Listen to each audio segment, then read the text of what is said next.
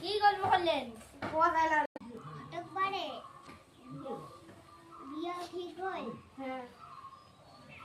তোমার চ্যাংড়ার বয়স কত? তোমার চ্যাংড়ির বয়স কত? 18।